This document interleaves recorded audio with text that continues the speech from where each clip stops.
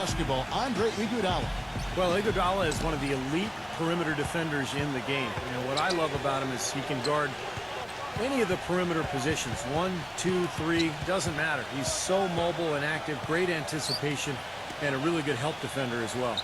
Yeah, he's outstanding. Even if he's not at the point of attack, he's always lurking in the passing lanes. His defensive awareness enhances his great physical gifts at that end of the floor. It's all about the Western Conference. That's where the action is today as the Golden State Warriors get ready to battle. This their first chance this season playing the Jazz. Last season they couldn't get the edge in the matchup as they went 1-2 in the season series. Well, somewhat surprisingly, they actually lost the season series last year, and playoff status apparently meant nothing when it came to how they matched up. So it's the Warriors now. 4-point game. Thompson. Burks covering. Favors against.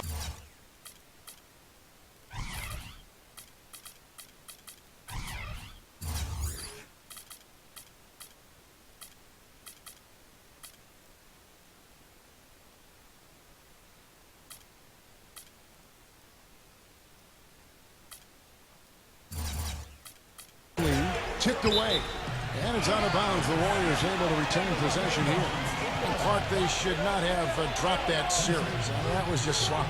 I agree with you, Kevin. I think some teams just get underestimated. Plenty of teams can give you trouble if you assume you're going to come in and use them as a doormat. You got to be ready to play every time you lace them up.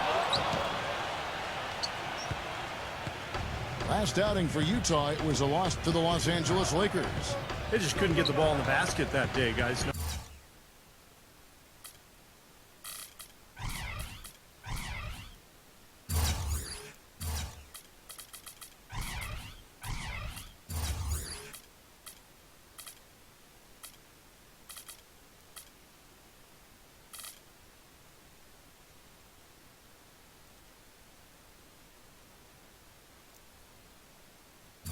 No matter how many plays you make at the defensive end, it's hard to overcome such a lack of production offensively. Yeah, the high-quality shots were few and far between for them, and they have nobody to blame but themselves. They need to work a lot harder to get good shots today. You know, you look at the flex offense that Utah utilizes, and it requires that players, one, be versatile and multi-skilled, but also that they have good basketball IQs. You need to be able to screen and read defenses effectively.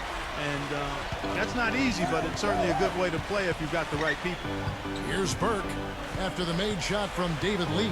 Burke kicks to Burks. Favors. Bogut with the block.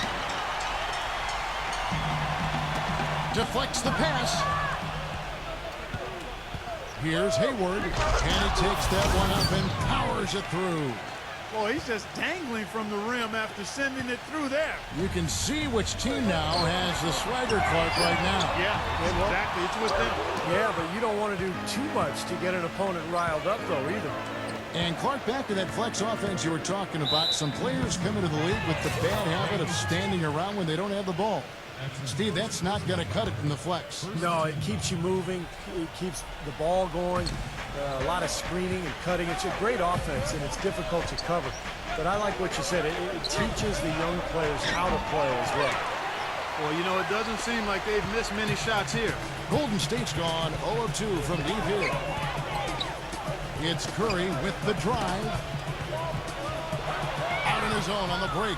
By himself, and he caps off the fast break with a monster slam.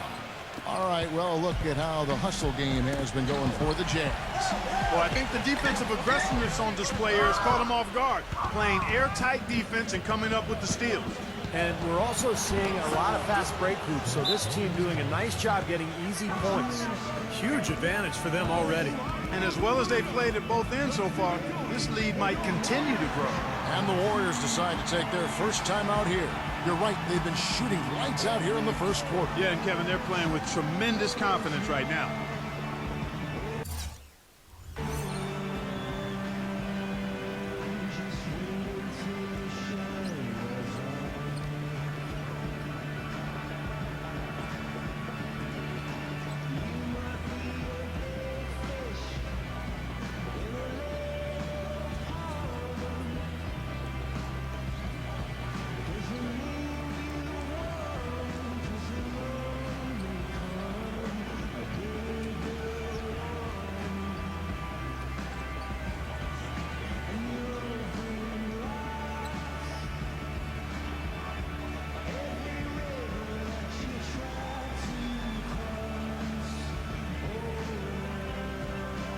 Last year's Warriors and where they ranked in the NBA. A chance to check that out now, Kevin.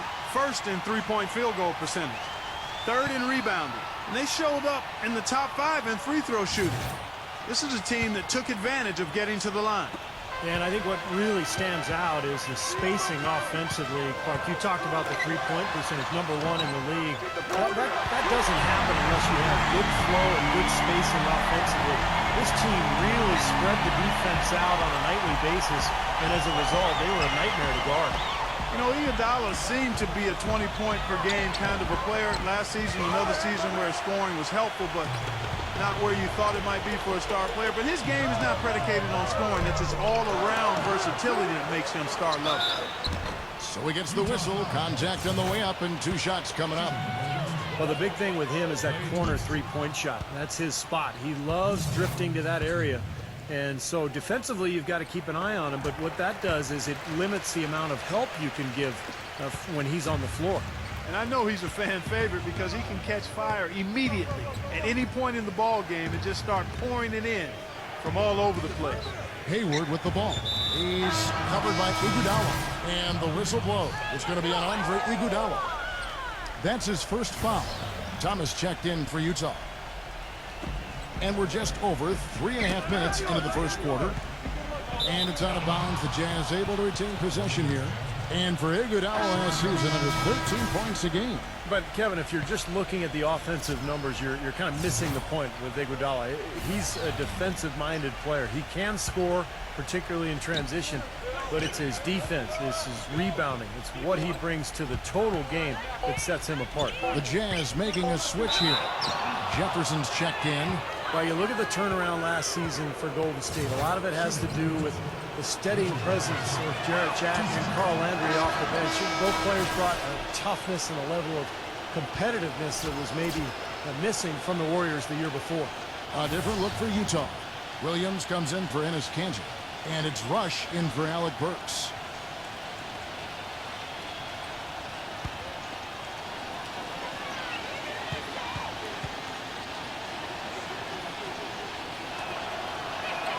And both free throws good for Jefferson. And for the Warriors, such an impressive turnaround last season, but financial constraints, Clark, make it tricky for them, make it tricky for anybody. Keep teams together. Well said, but I give the ownership credit for making the commitments necessary to put themselves in a good position going forward, Kevin. After such an impressive postseason showing, I think they want to continue that momentum. Now Burke, after the missed 3 from Iguodala. Burke. Here's Thomas, and it's blocked. To the paint, got a piece of it. It's stolen by Jefferson. Burke, the pass to Rush. The feather touch on the finger roll. Beautiful. Rush has got his first 2 points. They've done a great job of getting into the middle of that defense and scoring in the paint. Well, and that's why they're on this run, guys. They're getting the ball inside and getting really high percentage looks. And again, it's the Warriors missing. Utah leading by 11. And now Doris Burke has an update from the sidelines. I briefly spoke with Tyrone Corbin. A big factor in this game, he said, is how well they do to contain the young shooter Klay Thompson, saying, Thompson can really give you trouble coming off screens. We got to have all-out energy fighting to stay on his hip, and then we need to pressure on the ball handlers to try and delay the pass. Kevin, both jobs are hard. And thanks for that story, Doris. Now a timeout called by Golden State. You know, the Warriors made big strides last year, and part of it was a retooling of the team, but they also got a lot of help from the group of rookies that they had, and a number of those rookies played prominent roles down the stretch and in the playoffs.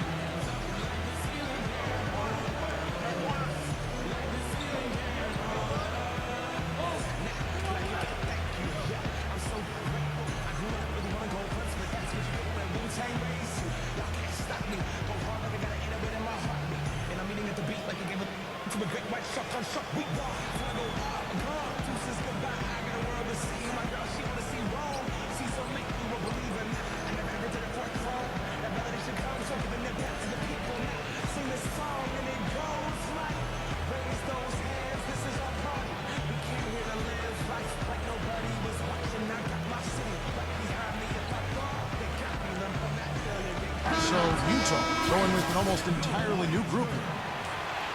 And let's go to the 2K leaderboard to see the teams that blocked the most shots in the NBA last year. 5th, the Jazz. They've got a number of guys that can deny you when you take that ball inside. That's why they're one of the best shot blocking teams in the league, at least they were last year, because they worked well together and they made it a priority. Well, Clark, as you said, the Warriors did lean on their rookies as the season went on. 4 of them in all, with 3 coming in the draft and 1 walking on the roster. Big help, Steve, from them in the opening round of the playoffs. You know, pretty remarkable that a team could do that well in the postseason, relying on so many rookies, but it speaks to their maturity, their character, the group they've put together, and it's very promising in terms of their long-term success. Rebounding is going to be the focal point for them in this one, fellas. I can feel it. Yeah, it's a physical game, and so far the numbers show that they've got the edge on the glass. Rush gets the bucket. Rush has got his second basket of the night. Well, as they continue to dominate, you wonder just how much higher this lead might get. I think it really could get out of hand, and you can credit their defense just as much as their offense for that.